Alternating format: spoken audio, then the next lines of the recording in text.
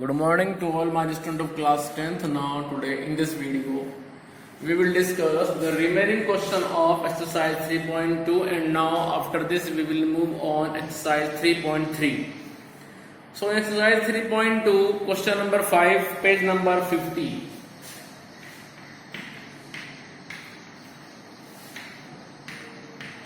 Question number 5. Half the perimeter of a garden whose length is 4 meter more than its width is 36 metre. देखो question जो language थोड़ा सा वो disturb है। Question की language तो आप बीच में थोड़ा सा रुक के पढ़े। कैसे? Half the parameter of a garden, यहां तक पहली बात शुरू हुई।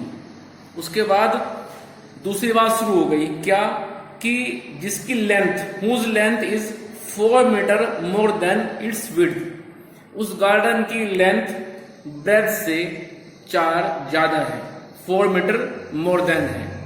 ठीक है, अब ये बात जो शुरू हुई थी बीच में हुज लेंथ से, ये बात यहीं पे फिनिश हो गई। उसके बाद इज, अभी पहली वाली बात शुरू हो गई, इज 36 मीटर। इसका मतलब क्या हुआ कि एक गार्डन के पैरामीटर का जब हाफ करते हैं तो मिलता है 36, लेकिन उस गार्डन की लेंथ ब्रेथ से 4 मीटर ज्यादा है, ऐसा वो कह रहे हैं। तो हम क्या करेंगे, मान लेते हैं कि ये हमारे पास में एक गार्डन है इस तरह से। ठीक है, मान लेते हैं कि ये हमारे पास में गार्डन है और इस गार्डन की पर्टिकुलर एक लेंथ ब्रेथ भी हम एज्यूम कर लेते हैं। Late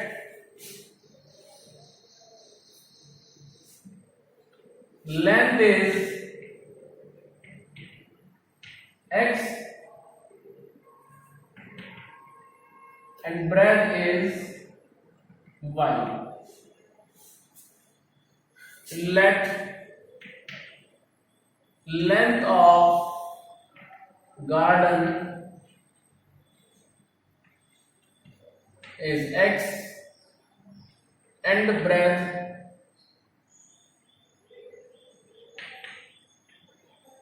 of garden is y। हमने ये एज्यूम कर लिया है कि भाई गार्डन की लेंथ तो हो गई x और ब्रेथ हो गई y। ठीक है, चलिए इसके बाद उन्होंने पहली बात कही, क्या कि गार्डन का जो पैरामीटर है उसका हाफ मिलता है 36। उन्होंने पहली बात कही, इट मीन्स केस 1। अब गार्डन का पैरामीटर कैसे आएगा? आप जानते हैं कि गार्डन कैसा है, रेक्टेंगुलर है और रेक्टेंगल ऑब्जेक्ट का क्या होता है parameter? 2 times of length plus breadth. It means parameter हो जाएगा 2 time of length, length is x plus breadth, breadth is y upon 2 equals to 36।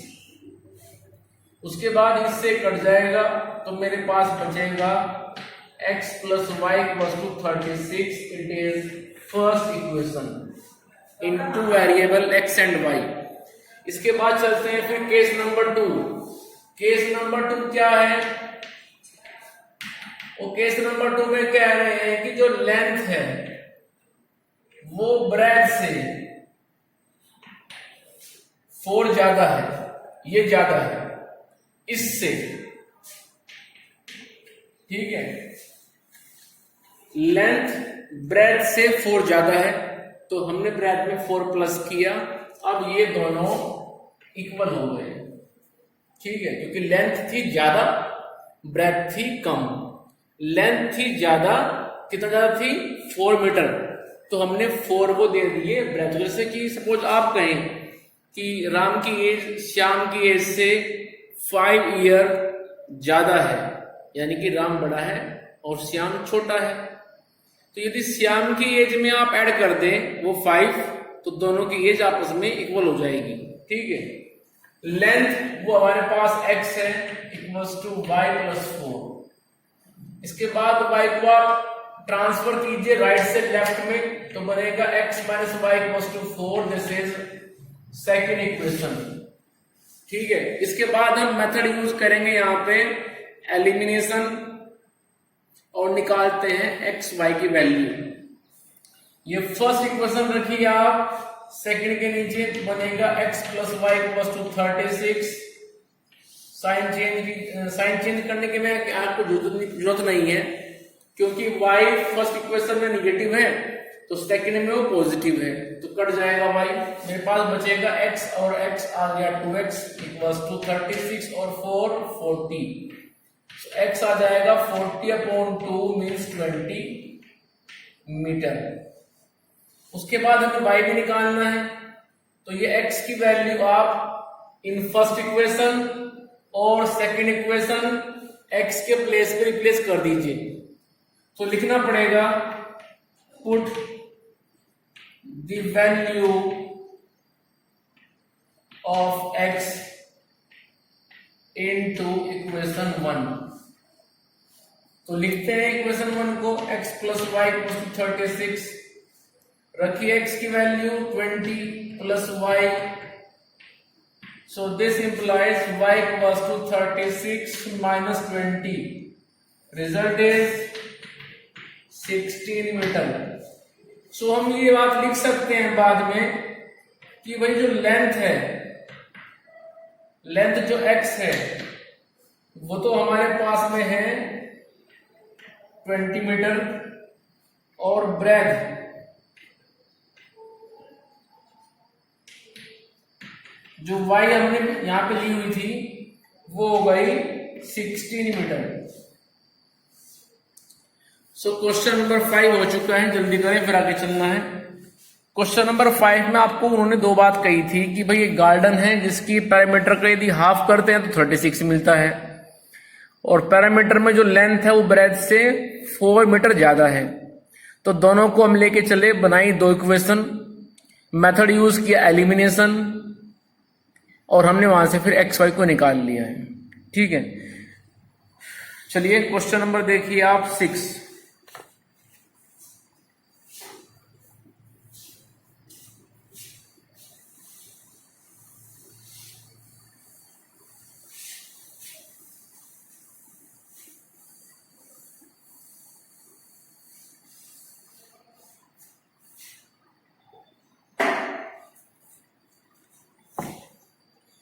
Question number 6 में वो कह रहे हैं कि given the linear equation 2x plus 3y। Question number 6, 2x plus 3y minus 8 equal to 0। वो कह रहे हैं कि भाई इक्वेशन एक तो हम आपको दे रहे हैं, ये दी हुई है इक्वेशन आपको, दूसरी आप खुद बनाइए 3 अलग अलग सिचुएशन को फॉलो करते हुए। उनमें फर्स्ट सिचुएशन क्या है? फर्स्ट सिचुएशन ये है कि आप ऐसी लाइन बनाओ, एक ऐसी इक्वेशन बनाओ कि जो इसको इंटरसेक्ट कर दे।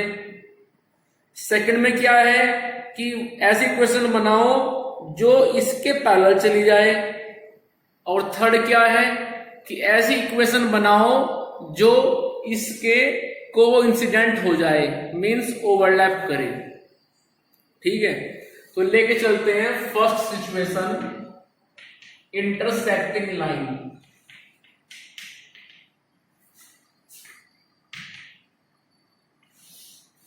अब सुने ध्यान से, बात करता हूं कंसेप्ट की। मैंने आपको बताया था कि जब लाइन इंटरसेक्ट करती हैं तो तब पहली इक्वेशन में से a1 b1, दूसरी इक्वेशन में से a2 b2 आपस में कभी भी इक्वल नहीं होते हैं। Means a1 upon a2, b1 upon b2 अपने आप में कभी भी इक्वल नहीं होते हैं। तो आप दूसरी इक्वेशन ऐसे बनाओ कि उसका a2 means coefficient of x, उसका b2 means coefficient of y जब डिवाइड करें इनसे तो कभी भी इक्वल ना हो पाए। ठीक है, आप लिखेंगे we know that a1 upon a2 is not equals to b1 upon b2। इस केस में ऐसा होता है कि a1 upon a2, a1 और a2 क्या है? कोफिशिएंट ऑफ x दोनों इक्वेशन के अंदर, b1 और b2 क्या है, कोफिशिएंट ऑफ y दोनों इक्वेशन के अंदर, ये कभी भी अपने आप में इक्वल नहीं होते हैं। ठीक है, तो हम यहां पे लिखेंगे फिर कि भाई 5x plus 10y plus 6 equals to 0। अब देखो, जब इस इक्वेशन से मिलेगा आपको a2 5, b2 मिलेगा 10, a1 2, b1 3, जब a1 अपॉन a2 करोगे और b1 अपॉन b2 करोगे तो वो कभी भी अपने आप में इक्वल नहीं आएगा। जरूर है कि आप एग्जाम में इसी को लिख करके आए, आप अपने माइंड से कुछ भी बनाओ, जैसे कि x plus y plus 10 equals to 0, जैसे कि x minus 4y plus 10 equals to 0, इस तरह से।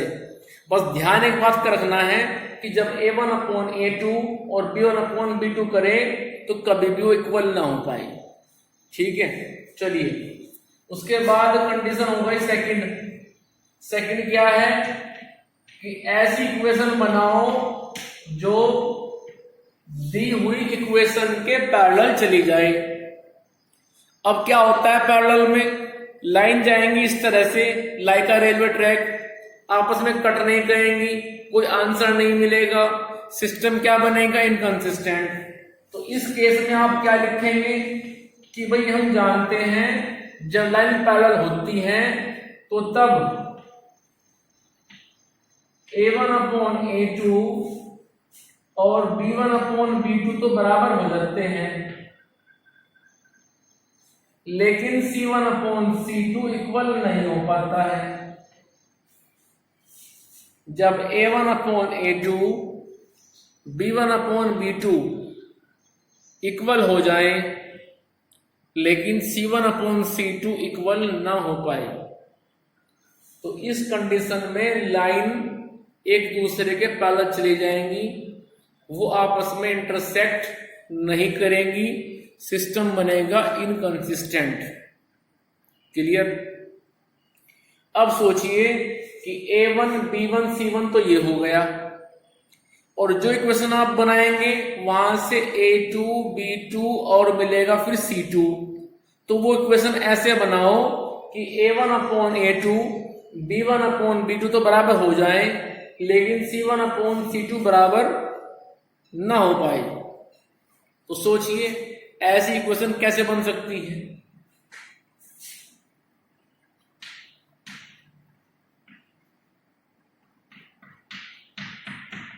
देख लीजिए, यदि आप इसको लेके चलें तो 2 अपॉन 4 1 अपॉन 2 आ गया, 3 अपॉन 6 1 अपॉन 2 आ गया, माइनस 8 अपॉन 17 वो इनके बराबर नहीं आ पाया।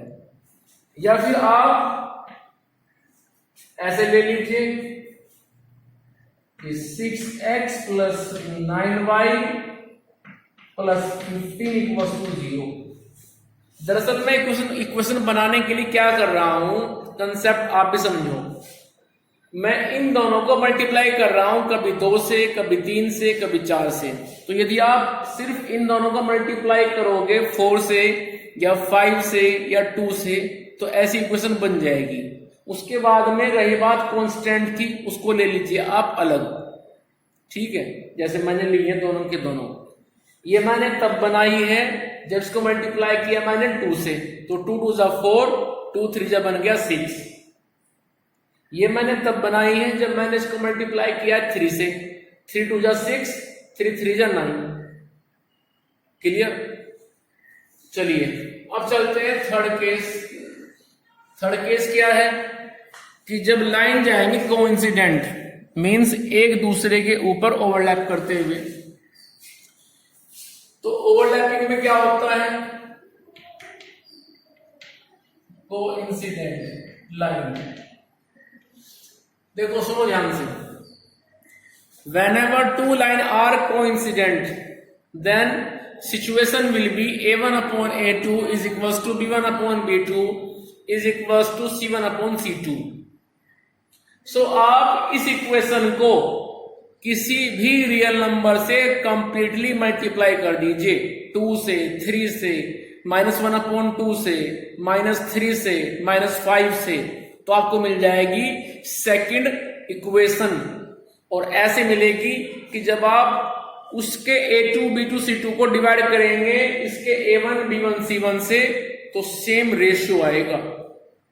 ठीक है, तो कोइंसिडेंट केस में क्या करना है, इस पूरी इक्वेशन को आप किसी भी रियल नंबर से, 4 से, -1/4 से, 5 से, 10 से, -7 से मल्टीप्लाई कर देना है पूरी इक्वेशन को।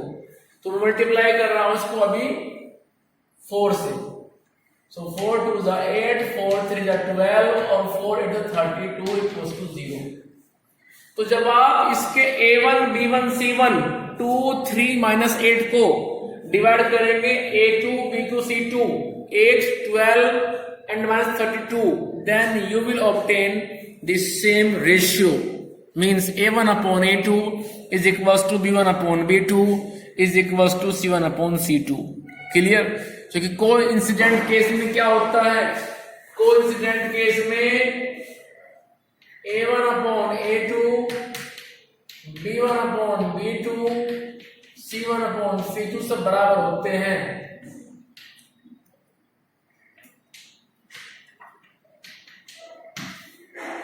सो क्वेश्चन नंबर 6 फिनिश हो गया है। चलिए आगे चलते हैं, क्वेश्चन नंबर 7।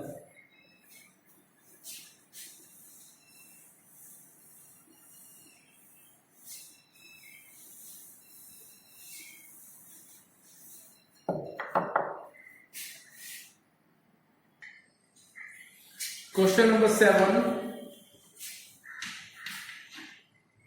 इन क्वेश्चन नंबर 7 वहां पे जो टास्क है वो आपके पास में 2 टास्क हैं।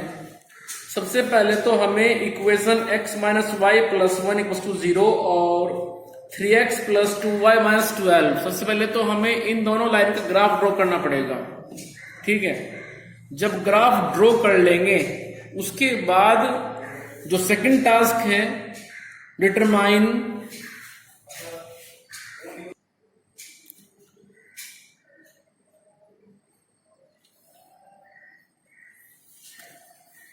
और जब हम इनका ग्राफ ड्रॉ कर लेंगे उसके बाद हमें ये बताना है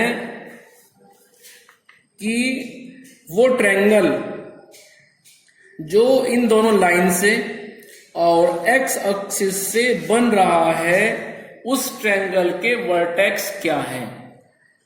दोबारा फिर समझिए, क्वेश्चन नंबर 7 में क्वेश्चन के 2 पार्ट हैं।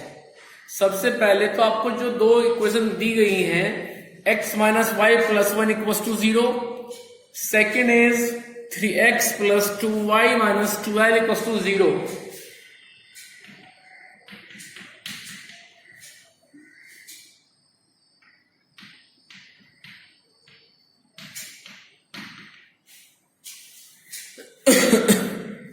सबसे पहले तो आप इन दोनों इक्वेशन का ग्राफ पेपर पे प्लॉट कर देंगे।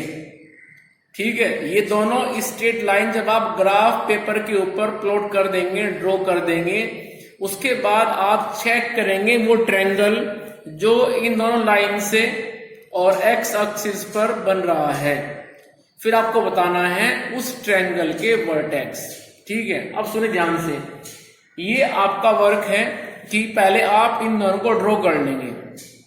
ठीक है, मैं इसको अभी ड्रॉ नहीं कर रहा हूं, मैं आपको एक एग्जांपल लेके बता रहा हूं। थोड़ी देर के लिए मान लीजिए कि इन दोनों लाइन का जो ग्राफ है वो चला गया कुछ इस तरह से।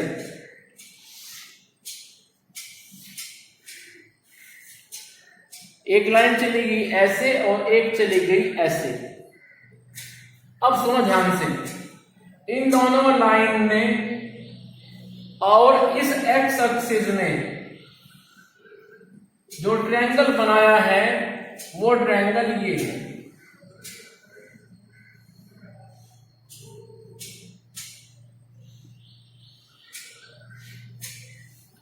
तो आपको बताने हैं इस ट्रायंगल के तीनों वर्टेक्स। एक वर्टेक्स ये है, एक वर्टेक्स ये है, एक ये है। तो आपको बताने हैं तीनों वर्टेक्स की पोजीशन। तो आप क्या करेंगे, फिर ग्राफ पेपर से ही इसको रीड करेंगे। कैसे? इस तरह से कि 1 2 3 4 5 6, तो ये तो हो जाएगा फिर 6,0। फिर चलेंगे आप ओरिजिन से लेफ्ट में -1 -2, इस तरह से, तो हो जाएगा -2,0। उसके बाद फिर इस वर्टेक्स को निकालने के लिए आप डाल देंगे यहां से दो परपेंडिकुलर, एक नीचे एक्स एक्सिस पे, एक बराबर में वाई एक्सिस पे। ये परपेंडिकुलर जहां पे आके मिलेगा एक्स एक्सिस को, कहां मिल रहा है 1 2, तो लिख देंगे आप 2, फिर चलेंगे आप वाई एक्सिस पे 1 2 3 4 5 6 7, तो हो जाएगा 2,7। क्लियर? तो इस तरह से आप इस ट्रायंगल के तीनों वर्टेक्स को ग्राफ से करेंगे रीड और बता देंगे। समझ में आया कुछ? मान लीजिए कि वो एक्स एक्सिस ना बोल करके बोल देते आपसे वाई एक्सिस। जैसे मेरे पास एक ग्राफ है और लाइन चली गई इस तरह से, तो ध्यान से देखिए ट्रायंगल दो बनते हैं, एक बना है एक्स एक्सिस पे और एक बना है वाई एक्सिस पे, ये वाला।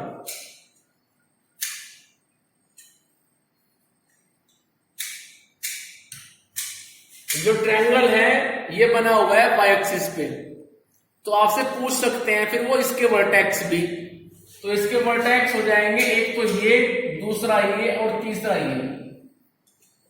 क्लियर? तो इस तरह से आपसे वर्टेक्स पूछे जाएंगे। क्वेश्चन नंबर 7 को आप सबसे पहले एक काम कर लेना है कि आप इसको ग्राफ पे ड्रॉ कर लेना, दोनों इक्वेशन को। उसके बाद जो आपको स्ट्रेट लाइन मिलेंगी वो कट करेंगे दूसरे ग्राफ के पेपर के ऊपर। वहां पे आप फिर ये देखना कि भाई एक्स एक्सिस पे उन दोनों लाइन से ट्रायंगल कहां बन रहा है। ठीक है? वो जहां भी बन रहा है फिर आप उसके पॉइंट को ग्राफ से रीड कर लेंगे और आपका आंसर आ जाएगा। चलिए एक्सरसाइज पूरी हो गई, अब चलते हैं एक्सरसाइज 3.3 पे। क्वेश्चन नंबर 1 देखिए, और क्वेश्चन नंबर 1 में 6 पार्ट है।